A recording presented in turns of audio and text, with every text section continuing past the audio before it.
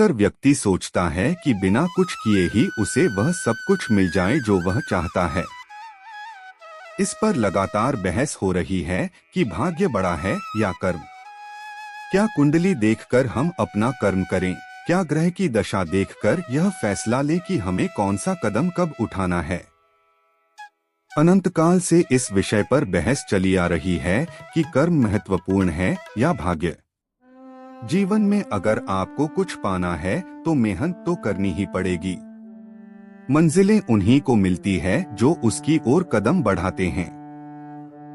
महाभारत में जब अर्जुन ने कुरुक्षेत्र में युद्ध में अपने स्वजनों को अपने सामने खड़ा पाया तो उसका शरीर निस्तेज हो गया, हाथों से धनुष छूट गया, प्राणहीन मनुष्य के समान वह धरती पर गिर गया। तब भगवान श्री कृष्ण ने उसे गीता के कर्म ज्ञान का उपदेश दिया। भगवान कृष्ण ने अर्जुन को कहा कि राज्य तुम्हारे भाग्य में है या नहीं यह तो बाद में, पहले तुम्हें युद्ध तो लड़ना पड़ेगा, तुम्हें अपना कर्म तो करना पड़ेगा, अर्थात स्वजनों के खिलाफ युद्ध तो लड़ना पड़ेगा। तुलसीदास जी ने भी श्री रामचरितमानस में लिखा है, कर्म प्रधान विश्व करी राखा, अर्थात युग तो कर्म का है। इसका अर्थ यह हुआ कि हम अपना कार्य करें, फल की चिंता बाद में करें। किसान जब खेत में बीज बोता है तो उसे यह नहीं पता होता कि बारिश होगी या नहीं, जमीन में से बीज से अंकुर फूटेगा या नहीं, अगर पौधे आ भी गए तो उस पर फल आएंगे या नहीं।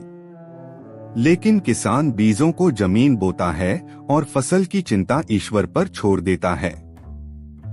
भाग्य का समर्थन करने वाले कहते हैं कि हमें जो सुख, संपत्ति, वैभव प्राप्त होता है वह भाग्य से। भगवान बुद्ध ने कहा, निसंदेह कर्म ही बड़ा है, क्योंकि भाग्य मनुष्य के पूर्वकृत कर्मों का ही फल है, और भले ही एक मनुष्य कितना ही भाग्यशाली क्यों न हो, यदि वह कर्म न करे तो उसे उसका फल प्राप्त ही नहीं होगा।